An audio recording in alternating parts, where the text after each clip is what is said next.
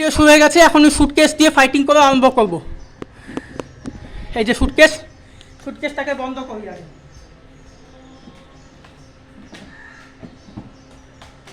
এই লক করে দিলাম, এবারে ফাইটিং করি। দেখো আমি চাবুক এবং সুটকেস নিয়ে যাচ্ছি। মাঝখানে ধরো আমাকে কেউ ভর্তি আসবে, আমাদের সুটকেসে অনেক টাকা পয়সা সম্পত্তি আছে। ধরে নাও আমার সুটকেসে অনেক গুরুত্বপূর্ণ জিনিস আছে, টাকা পয়সা সম্পত্তি অবশ্য নেই, কিন্তু তাও ধরে নাও আছে। এবার মাঝখানে সেটা বুঝতে পারলো, কারণ চোর দেখে বুঝতে পারে, সুটকেস দেখে বুঝতে পারে সুটকেসের মধ্যে সবসময় বড় বড় ধন সম্পত্তি নিয়ে যাওয়া হয়, সেটা সবসময় সবাই জানে, চোররাও সেটা জানে। ওই জন্য চোর ধর আক্রমণ করলো। তখন আমি সুটকেস দিয়ে কীভাবে চোরের সাথে লড়বো বা ডাকাতদের সাথে লড়বো সেটা দেখাবো।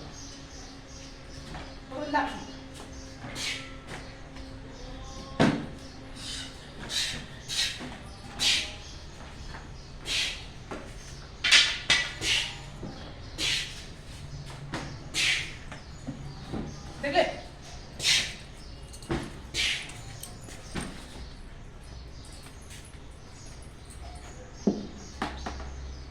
এবার দেখো ভিডিওতে দেখতে পাচ্ছ একজন চলে এসেছে, জামা কাপড় মেরেছে।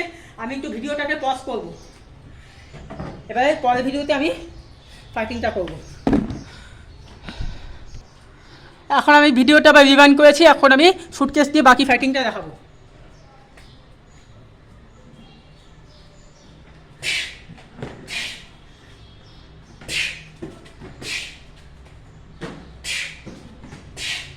এবার দু হাত দিয়ে করবো।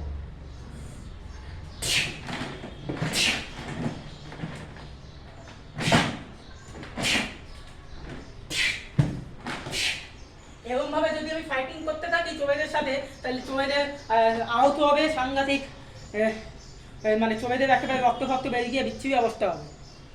এই সুটকেসটা কিন্তু সাংঘাতিক শক্ত, লোহার সুটকেস।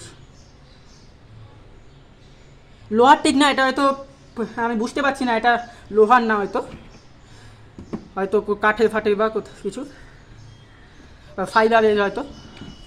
এটাতে খুব সাংঘাতিক ব্যথা লাগতে পারে, রক্ত বেরিয়ে যেতে পারে, ফুলে যেতে পারে, অনেক কিছু হতে পারে। তাহলে আজকে এই অবধি থাক। এখন হচ্ছে মার্চ মাস, আমি অক্টোবর মাসে দুর্গাপুজো আবার যখন হবে, দুর্গাপূজার সময় প্রতিবার যেরকম যুদ্ধ খেলি, এবারেও দুর্গাপূজার সময় যুদ্ধ খেলবো মানে সন্ধ্যেবেলার দিকে। তখন আমি এরকমভাবে ফাইটিংটা হবো, তখন গানও চলবে, ভালো শুটিং অনেক কিছু হবে, তখন সেটা ভালো লাগবে আরও বেশি। এখন এমনি চলো, তখন ভালো করে হবে। তাহলে এই স্যাম্পেলটা দেখিয়ে নিও। তাহলে ভিডিও কেমন লাগলো জানিও, কেমন হয়েছে মেসেজ লিখে পাঠিও। তাহলে ভিডিও শেষ হলো, থ্যাংক ইউ।